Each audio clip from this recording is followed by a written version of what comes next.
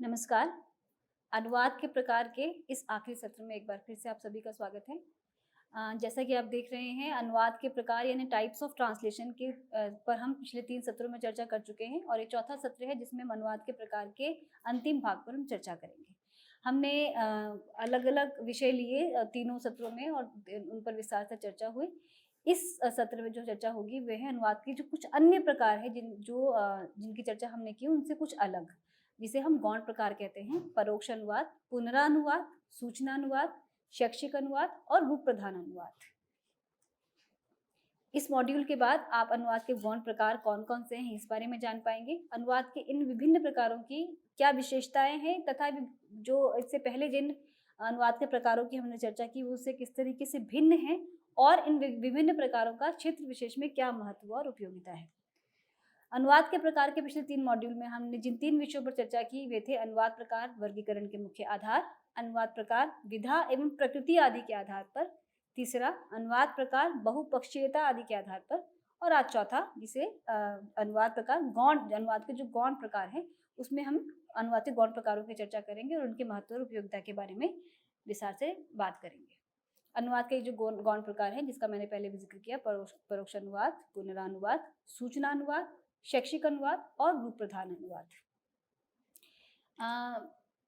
अनुवाद के जो गौण प्रकार हैं, क्यों इन्हें गौण प्रकार कहा जाता है, इसे समझना बहुत ज़रूरी है। ये जो जिनका जिक्र यहाँ हो रहा है, परोक्ष अनुवाद या पुनरानुवाद, सूचनानुवाद, शैक्षिक अनुवाद या रूप प्रधान अनुवाद, इसे किसी न किसी रूप में पिछले 3 जो हमारे सत्र थे उसमें हमने किसी न किसी रूप में पढ़ा, जाना है और समझा है और इस पर मैं चर्चा लगातार कर रही हूँ। पर ये हम इन्हें परोक्ष गौण अनुवाद इसलिए कह रहे हैं क्योंकि इनकी जो खासियत है, जो इनकी विशेषता है वह ये है कि किसी क्षेत्र विशेष में या किसी खास स्थिति या किसी खास परिस्थिति में अनुवाद के जो मूल प्रकार है जिनकी तुलना में इन्हें गौण प्रकार कहा जा रहा है, ये उसी का एक तरह से विस्तार है और किसी खास स्थिति में इसमें कुछ खास चीज़ें जोड़कर इसे विशेष परिस्थितियों के लिए इसका जिक्र किया गया है। इस कारण इसे हम परोक्ष अनुवाद या पुनरानुवाद कहते हैं, जो हमेशा या हर स्थिति में अनुवाद के क्षेत्र में इस्तेमाल नहीं होता, लेकिन जब कुछ खास स्थितियाँ होती हैं, कुछ खास परिस्थितियों में या खास पाठ के अनुवाद के संदर्भ में इन अनुवाद के प्रकारों का जिक्र होता है, उनकी चर्चा होती है। तो गौण कहने के बावजूद ये अनुवाद के महत्वपूर्ण प्रकार हैं जो पाठ की विशेषता के अनुसार जिसे कहा जा सकता है कि जिस स्थान पर जिस वस्तु की आवश्यकता होती है उसका महत्व वहीं से समझ आता है। तो हम उसे इस संदर्भ में देखेंगे कि जो हमारे अनुवाद के जिन्हें हम यहाँ गौण प्रकार कह रहे हैं, ये विभिन्न परिस्थितियों में किस प्रकार एक अनुवादिका या अनुवादक की सहायता करते हैं और अनुवादक या अनुवादिका इस प्रकार का या इस रणनीति का प्रयोग कैसी स्थितियों में करते हैं और उसके माध्यम से किस प्रकार की पाठ की निर्मिति होती है। परोक्ष प्रकार अनुवाद के कुछ अन्य प्रकार गौण प्रकार जैसा हम पीछे चर्चा कर चुके हैं कि ये प्रकार अनुदित पाठ के भेद के द्योतक होने की अपेक्षा अनुवाद प्रणाली के भेद के द्योतक अधिक है। यानी कि जो मेथोडोलॉजी या जो तरीका इस्तेमाल कर रहे हैं ट्रांसलेटर, उसमें वो ज़्यादा सहायक है। और जैसा मैंने कहा कि पहले ही हमने अनुवाद के जितने विभिन्न प्रकारों की चर्चा की, उसी का एक तरह से विस्तार है। खास परिस्थितियों में या खास पाठ के संदर्भ में इनमें कुछ अलग से गुण ऐड करते हुए, उसमें कुछ नया जोड़ते हुए इसे एक खास परिस्थिति के अनुसार इसे एक तरह से मॉडिफाई किया जाता है। थोड़े बहुत परिवर्तन या उसे किसी पक्ष पर अधिक बल देने के परिणाम स्वरूप विकसित हुए हैं, जिन्हें समझने के लिए मुख्य प्रकारों की जानकारी आवश्यक है और मुख्य प्रकारों की चर्चा हम जैसा कि कर चुके हैं। तो सबसे पहले हम बात करेंगे परोक्ष अनुवाद। कहने के लिए परोक्ष अनुवाद है जिसे हम इनडायरेक्ट ट्रांसलेशन कहते हैं, पर ये परोक्ष अनुवाद अक्सर बहुत महत्वपूर्ण रूप से इसका प्रयोग होता रहा है क्योंकि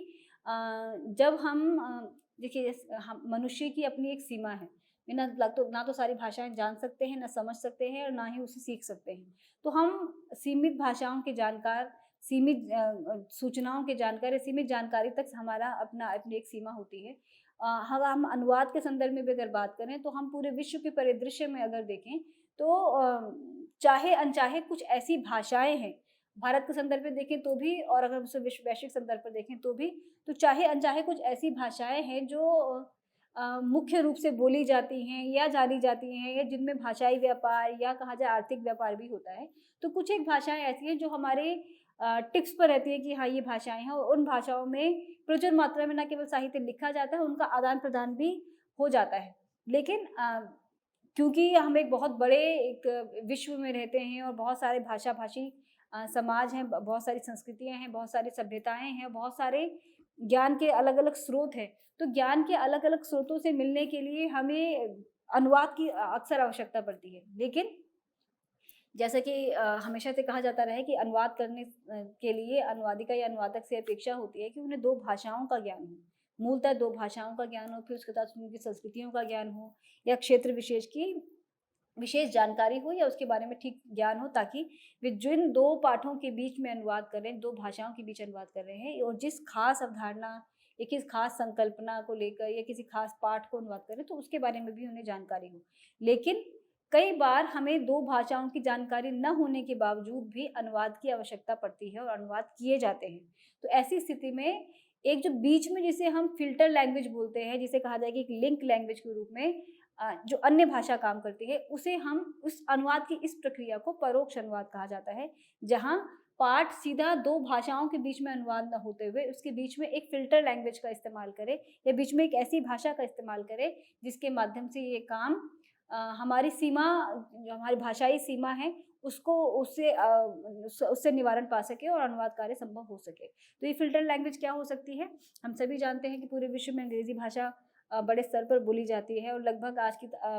अगर हम देखें तो हमारी संपर्क भाषा के रूप में वैश्विक स्तर पर अंग्रेज़ी भाषा है। उसी तरीके से हम भारत के संदर्भ में अगर देखें तो हिंदी हमारी एक संपर्क भाषा के रूप में उसका अपना एक स्थान है, वो हमारी लैंग्वा फ्रैंका है। तो हम इस संदर्भ में जब देखते हैं तो अगर आप गुजराती से तमिल में अनुवाद करना चाहते हैं या तमिल से पंजाबी में अनुवाद करना चाहते हैं, लेकिन अनुवादक हमारे पास ऐसी अनुवादिका या अनुवादक उपलब्ध नहीं है जो वो दोनों भाषाओं के ज्ञाता हों,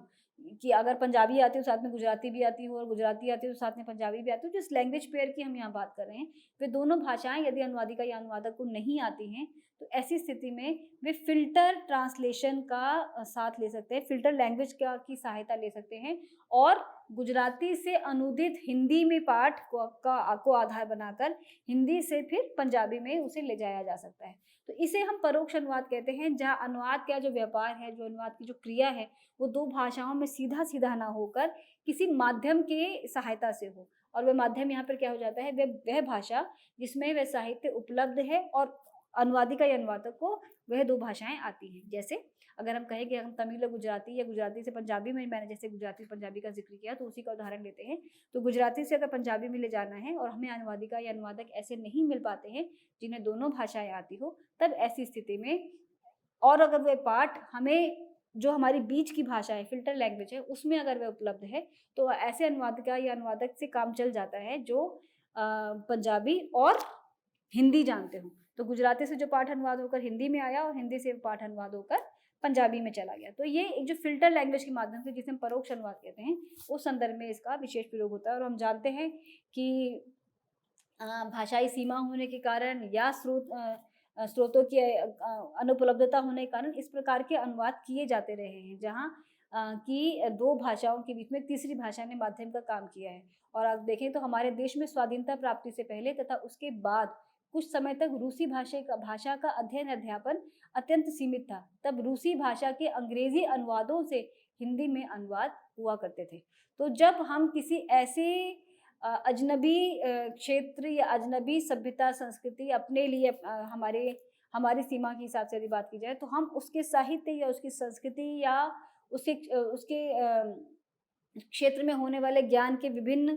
स्रोतों से अवगत होना चाहते हैं और भाषा यहाँ पर बैरियर है, तब अनुवाद में जो एक और नई स्ट्रैटेजी ये कहा जाए, एक और जो रास्ता है, वह है परोक्ष अनुवाद, जिसे हमने अभी गौण प्रकार कहा, लेकिन ऐसी स्थिति में बहुत महत्वपूर्ण भूमिका निभाता है, जहाँ वे अनुवाद करते समय अनुवादक को या अनुवादिका को एक ऐसी भाषा उपलब्ध कराते हैं जिससे अनुवाद की ये लगभग असंभव सी लग रही प्रक्रिया संभव हो जाती है। तो मूल भाषा के लक्ष्य पाठ 1 से लक्ष्य पाठ 2 की निष्पत्ति होती है और इस तरीके से कैसे वो प्रक्रिया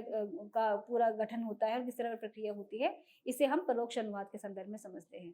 जैसे उदाहरण देखा जा सकता है, रूसी के मूल पाठ अंग्रेजी अनुवाद से हिंदी में किया गया अनुवाद परोक्ष है। जैसे मैंने अभी आपसे कहा कि एक भाषा जो बीच में एक मीडियम लैंग्वेज है, बीच में कहा जाए कि एक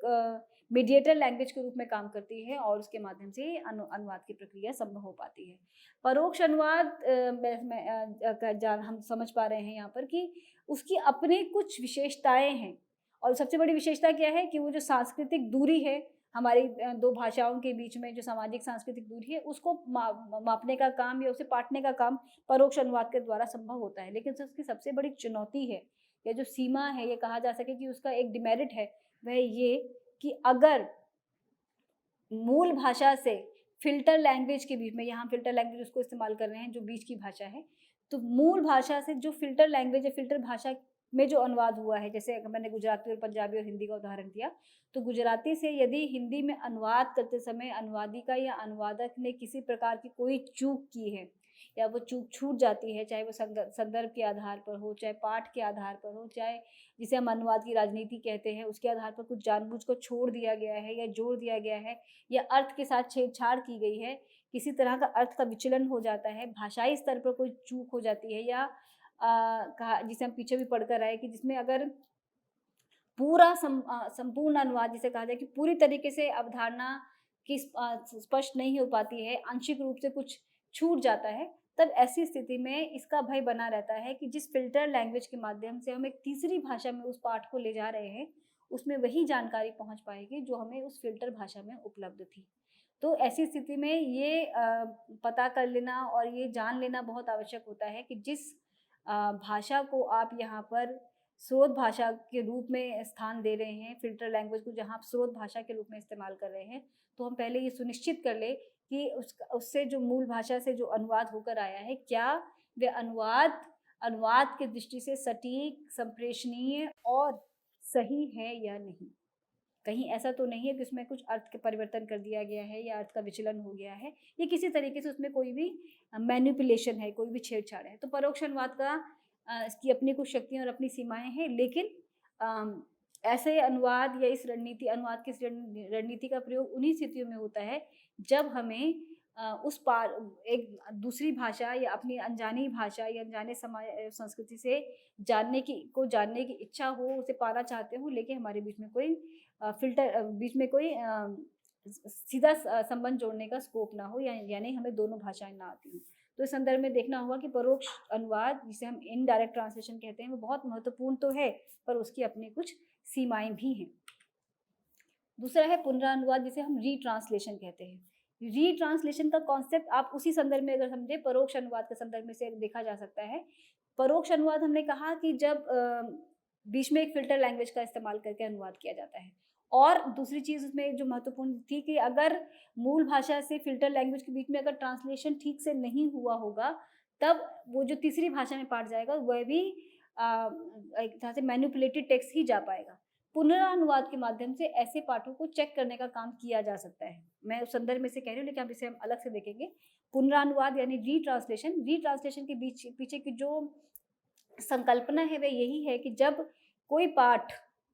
हम एक भाषा से दूसरी भाषा में अनुवाद करते हैं, तब अक्सर ऐसा होता है कि अनुवादक या अनुवादिका की कम जानकारी के कारण या उनकी अपनी किसी खास मंशा के कारण या किसी खास टेक्निक ऑफ मैनिपुलेशन के कारण या भाषाई अशुद्धियों के कारण या किसी भी कारण से, जो भी भाषाई या संकल्पनात्मक आधार पर जिस प्रकार की भी कोई चूक या छूट ली जा सकती है, अगर वह अनुवाद होकर दूसरे पाठ में पहुंच जाती है, तब उसे रीचेक करने का काम हम रीट्रांसलेशन यानी पुनरानुवाद के माध्यम से करते हैं। और इसके तहत स्रोत भाषा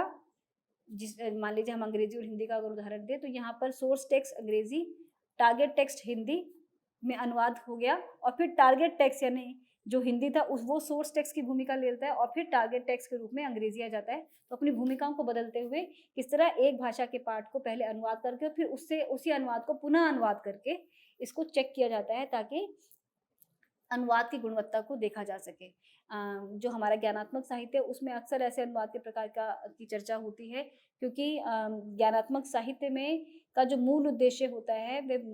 ज्ञान का प्रसार करना, और ख़ासतौर पर जब हम ज्ञानात्मक साहित्य बोल रहे हैं, जिसे हम नॉलेज टेक्स्ट बोलते हैं अंग्रेजी में, उसके माध्यम से हम एक विषय की जानकारी दूसरे भाषा में पहुँचा रहे हैं। तो ये ज़िम्मेदारी बहुत बड़ी ज़िम्मेदारी हो जाती है, क्योंकि हम अनुवाद करते समय अगर ऐसी अनुवादक के स्तर पर हुई और जैसा कि हमने विभिन्न सोपान भी गिनवाए कि अनुवाद, फिर अनुवादक के बाद पुनरीक्षण के बाद मूल्यांकन के बावजूद अगर कुछ ऐसा रह जाए जहाँ पर आपको लगता है कि डबली श्योर होने की ज़रूरत है या पाठ को फिर से देखे जाने की ज़रूरत है, तब इस रणनीति का इस्तेमाल किया जाता है और पाठ को फिर से देखा जाता है, फिर से पढ़ा जाता है। और यदि अनुवाद के बाद वह पाठ वापस मूल के निकट, यानी जो मूल में कहा गया था, सोर्स टेक्स्ट में जो कहा गया था, वहाँ तक अगर पहुँच जाता है, मतलब रीट्रांसलेशन की प्रोसेस को कंप्लीट करके अगर वह वापस वहीं पहुँच जाता है, तो इसका मतलब वह एक पहला अनुवाद भी एक सफल अनुवाद था। और यदि अनुवाद नहीं हो जाता है या अर्थ में विचलन हो जाता है, तब हम देखते हैं कि पुनरानुवाद की जो रणनीति थी, जिसका इस्तेमाल करके उसे चेक करने की कोशिश की थी, तब वहाँ वो और कारगर हो जाती है और फिर उस एरिया को या उस खास हिस्से को जहाँ हम अर्थ में परिवर्तन देख रहे हैं या अर्थ स्पष्ट नहीं हो पाया, उसे फिर से ठीक किया जाता है, दुरुस्त किया जाता है और उसे फिर से एक नए पाठ के रूप में पुनर्संपादित किया जाता है। तो इस तरह की स्थितियाँ जब हम खास किस्म के पाठों को जब हम देख रहे होते हैं, जिनका कि उद्देश्य कहा जा सकता है कि बड़ा होता है, या ये भी कह सकते हैं कि जब हम 2 देशों के बीच में या 2 समाजों के बीच में, जो विभिन्न देशों और समाजों के बीच में जब किसी तरह के ज्ञान का आदान-प्रदान होता है, तब इसे क्रॉस चेक करके या उसे पुनः इसकी जाँच करके इसे सुनिश्चित किया जाता है कि कहीं भी जानकारी में या जो भी जानकारी यहाँ प्रोवाइड की जा रही है, उसमें किसी तरह का कोई विचलन ना हो। तो देखेंगे ये आवश्यक है कि अनुवादक तथा पुनरानुवादक अलग-अलग व्यक्ति हों तथा पुनरानुवादक मूल पाठ से परिचित ना हों। इसका उद्देश्य है प्रथम अनुवाद की विशुद्धता की जाँच करना। पुनरानुवाद में निष्पन्न पाठ से मूल पाठ की सर्वतोमुखी निकटता की मात्रा के अनुपात में प्रथम अनुवाद की विशुद्धता की मात्रा निर्धारित होती है। तो अनुवाद मूल्यांकन के लिए इस पद्धति का अक्सर प्रयोग किया जाता है, जैसे मैंने कहा कि अनुवाद मूल्यांकन अनुवाद प्रक्रिया का एक अंतिम सोपान के रूप में देखा जाता है, जहाँ पाठ को पढ़कर उसकी जाँच करके एक रिपोर्ट या टिप्पणी की जाती है, जिसके तहत ये तय होता है कि अनुवाद सही है या नहीं। उसी प्रक्रिया के अंतर्गत भी पुनरानुवाद को देखा जा सकता है, जिसके तहत अनुवादक या अनुवादिका से अलग किसी व्यक्ति का चयन करके उसे एक तरह से उसे खास हिस्सों को, कई बार ज़रूरत पड़ने पर तो पूरे पाठ को रीट्रांसलेट करके देखा जाता है और उस निष्कर्ष पे पहुँचा जाता है कि वह अनुवाद एक सफल अनुवाद था या नहीं, या उसमें किसी भी तरह का कोई अर्थ का विचलन तो नहीं हुआ है। तीसरा है सूचनानुवाद। मूल पाठ की विधा संबंधी विशेषता की उपेक्षा कर केवल विषय वस्तु अर्थात तथ्य या संदेश का अनुवाद करना सूचनानुवाद है। शब्द से ही स्पष्ट है कि जहाँ हमारा जो मूल उद्देश्य है वह है उसमें जो कंटेंट है, जो मेन कंटेंट है, उसको ही कम्युनिकेट करना। और हम पीछे जैसा हमने पढ़ा कि सारा अनुवाद के बारे में हमने पढ़ा, जिसे हम जिस ट्रांसलेशन भी कहते हैं, जहाँ उसका मूल उद्देश्य होता है कि जितने की आवश्यकता है पाठ में, जितने की ज़रूरत है, उसके आधार पर ही उसका अनुवाद किया जाए, उतने ही हिस्से को अनुवाद किया जाए। लेकिन जब हम सूचनानुवाद कह रहे हैं, तो इसके अंतर्गत अनुवाद के 2 प्रकार आ जाते हैं, एक सारानुवाद और दूसरा व्याख्यानुवाद। अब ये निर्भर करता है कि कैसे पाठ की माँग है। जब हम सूचनानुवाद कर रहे हैं, तो किसी पाठ का जो हमारे पास एक विस्तृत पाठ है, उसे संक्षेप में करके भी उसका सूचनानुवाद हो सकता है, यानी कि उसे उतना ही प्रोवाइड करना, उतनी ही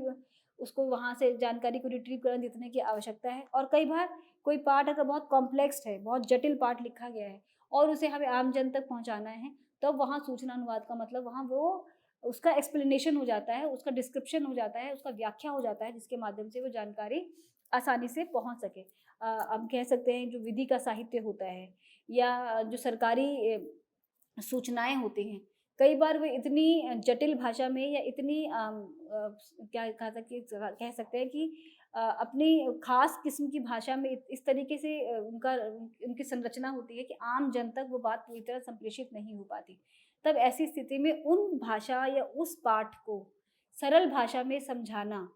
क्योंकि उसका मूल उद्देश्य सूचना को कम्युनिकेट करना है। केवल वो सिर्फ़ पाठ के आनंद के लिए नहीं है, उसके माध्यम से हम एक बड़ी सूचना लोगों तक पहुँचाना चाह रहे हैं या किसी तरह की जागरूकता पैदा करना चाह रहे हैं, तब ऐसी स्थिति में वैसा पाठ जो बहुत ही जटिल भाषा में लिखा गया है या अपने प्रयुक्ति के हिसाब से उसकी भाषा अपने विषय विशेष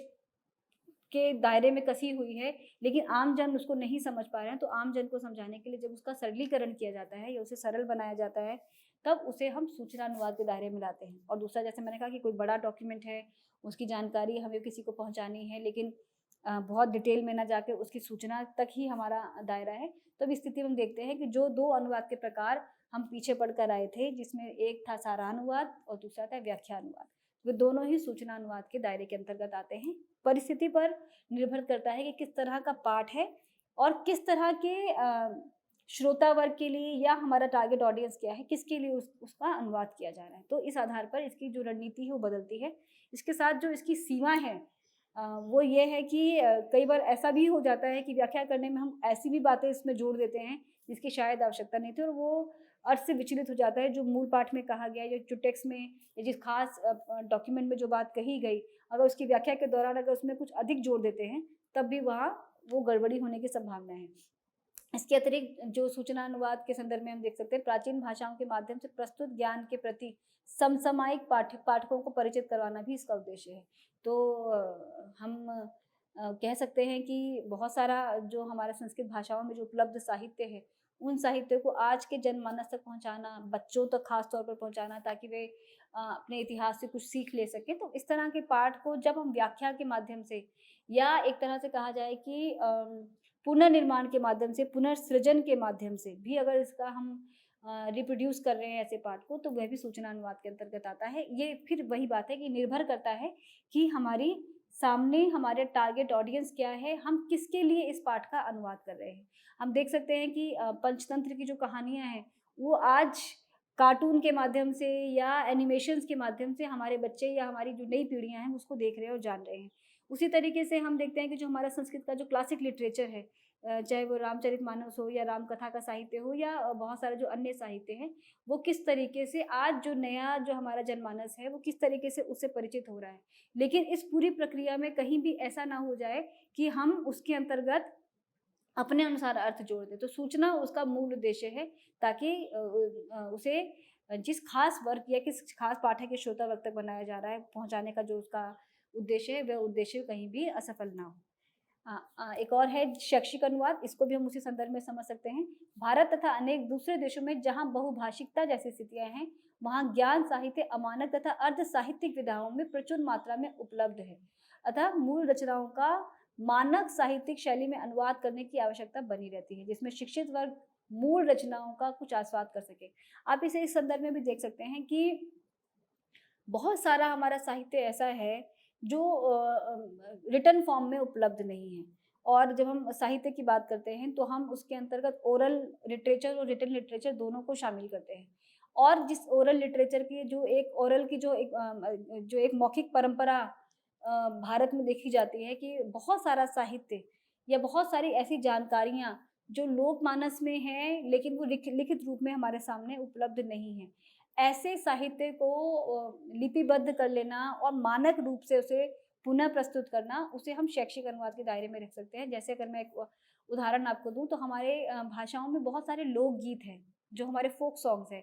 हर भाषा के अपने फ़ोक सॉन्ग्स होते हैं। हर भाषा के पास अपनी लोक कथाएँ होती हैं और हम ये जानते हैं, समझते हैं कि बहुत सारी चीज़ें ऐसी हैं, जिसको हमने इतिहास में पढ़ा और उसके एक विभिन्न रूप को, इसके एक अलग रूप को हमने अपनी लोक कथाओं या अपने लोक गीतों में सुना या अपने लोक मानस या अपने दादा-दादी के मुँह से या अपने बड़ों के मुँह से या किसी तरीके से वो हमारे पास एक ओरल परंपरा या एक ओरल ट्रेडिशन के माध्यम से हम तक पहुँचता है। पर क्योंकि वो ओरली उपलब्ध है, इसलिए उसकी प्रामाणिकता पर हमेशा से प्रश्न चिन्ह खड़ा किया जाता रहा है।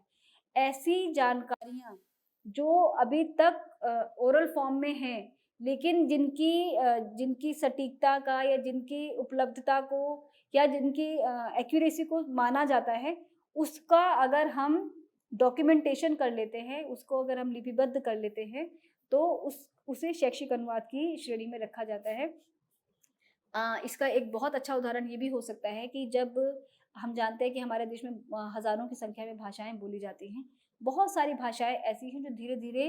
लुप्त होती चली जा रही हैं। एंडेंजर्ड लैंग्वेजेज़ जिसे हम कहते हैं, जो लगातार धीरे-धीरे कहा जा सकता है कि विकास के क्रम के साथ ना जुड़ पाने के कारण या उनके भाषा-भाषी लोगों की संख्या कम हो जाने के कारण वो भाषाएँ कम होती चली जा रही हैं। तो ऐसी भाषाओं को बचाने के लिए, उनके इतिहास को बचाने के लिए, जो उनकी परंपरा, उनकी संस्कृति, उनके साहित्य और उनके जो पूरी ऐतिहासिक जो उनका विकास क्रम है, उसको बचाने के लिए अक्सर भाषा विज्ञानी या जो भाषा प्रेमी हैं या समाजशास्त्री इस क्षेत्र में बहुत काम करते हैं, जहाँ वे ऐसी भाषाओं को या उनके कहे हुए कथ्यों को, उनके साहित्य को रिकॉर्ड करके उसे रिटन फॉर्म में, जिसे हम कहते हैं लिप्यंकन के संदर्भ में आपने पीछे समझा, जिसे हम ट्रांसक्रिप्शन कहते हैं, ट्रांसक्राइब करके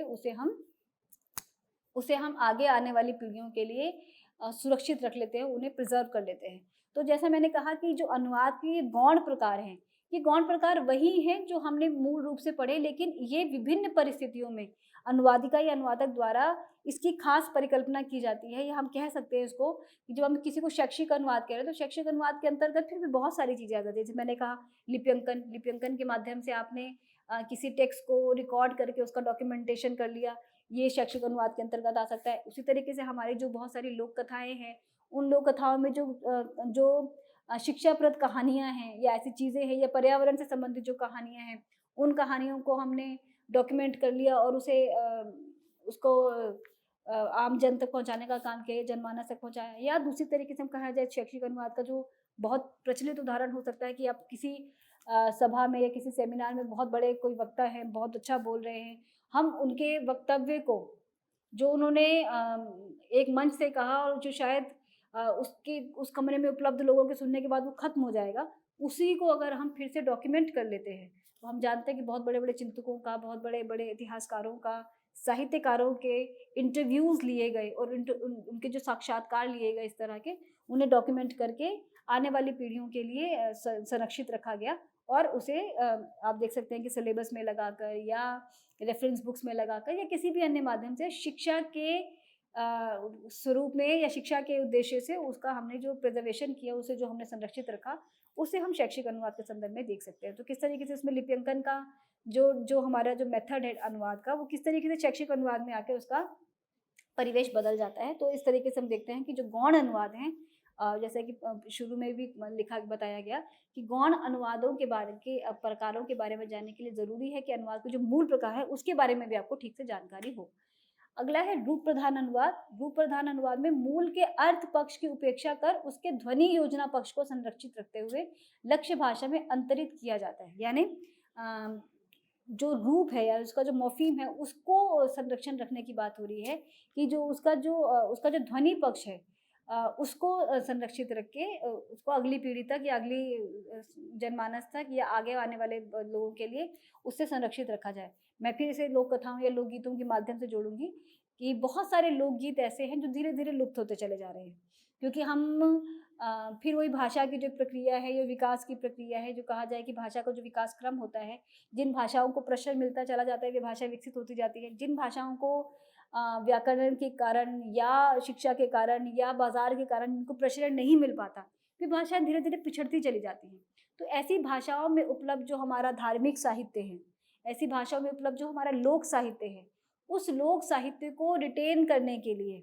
हम एक तरह से कह सकते हैं कि उसके रूप प्रधान, उसके रूप या उसका जो ख़ास जो उसकी जो ध्वनि, उसकी जो लय है, उसको प्रिज़र्व करना। संगीत के संदर्भ में भी इसको देखा जा सकता है कि बहुत सारे संगीत के जो प्रकार है, उसमें शब्दों को अनदेखा करके उसकी ध्वनि को संरक्षित कर लेना। यानी कि वो जो लय या सुर या जो ताल किसी ख़ास समय में प्रयोग किए जाते थे, उन स्वरों और तालों को, उसकी भाषा को छोड़ के उसके रूप को संरक्षित कर लेना, ताकि आने वाले समय में आगे के लोग या आगे आने वाली पीढ़ियाँ उसके बारे में जान सकें और ये पहचान कर सकें कि हमारा जो संगीत का जो लंबा इतिहास है, वो किन-किन स्तरों से होकर आया है। हम देखते हैं बाल कविताओं में इस तरह की रणनीति का प्रयोग किया जाता है, जिसके तहत अनुवादक या अनुवादिका उसकी रिदम को बचा लेते हैं, उसकी जो राइम है उसको बचा लेते हैं और शब्दों की जगह पर अपनी भाषा के शब्दों को रखते हुए या दूसरी भाषा के शब्दों का प्रयोग करते हुए उसकी राइम को रिट्रीव करते हैं, उसको फ़ॉलो करते हैं। तो इस तरीके से देखा जाए कि रूप प्रधान अनुवाद में रूप पक्ष उसका ज़्यादा महत्वपूर्ण है और उसी को रिटेन करने की बात यहाँ पर की जा रही है। तो हमने देखा कि जो विभिन्न अनुवाद के प्रकार हैं, ये मूल प्रकारों के ही अंतर्गत आते हैं और उस इनका जो एक तरह से इनकी जो परिकल्पना की गई है, उसका जो मूल उद्देश्य है, वह यही कि खास परिस्थिति में, खास पाठ के संदर्भ में इन्हीं रणनीतियों को किस तरीके से बदल कर अनुवादक या अनुवादिका उसका इस्तेमाल करते रहे हैं। हम देख सकते हैं कि पश्चिमी विचारकों ने अलग-अलग तरह के अनुवाद प्रकारों का ज़िक्र किया है और उन सभी में से मैक्सिमम जो था, हम लोगों ने अपने इन अनुवाद के प्रकार के चार जो अलग-अलग सत्र थे, उन पर हमने ज़िक्र किया है और हमने जाना कि अनुवाद के विभिन्न प्रकार किस प्रकार अनुवादक अनुवादिका के लिए महत्वपूर्ण होते हैं, क्या उनकी शक्तियाँ हैं, क्या उनकी सीमाएँ हैं। अनुवाद करते समय हमारे इन ट्रांसलेटर्स को, प्रैक्टिशनर्स को किस तरह उनका ध्यान रखना होता है और किस परिस्थिति में, किस खास स्थिति में ये अनुवाद के प्रकार या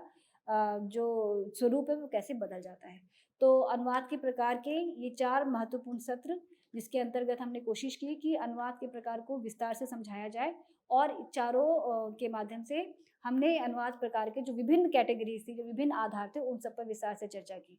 आशा करती हूँ ये आप सत्र आपके लिए उपयोगी रहा होगा। धन्यवाद। नमस्कार।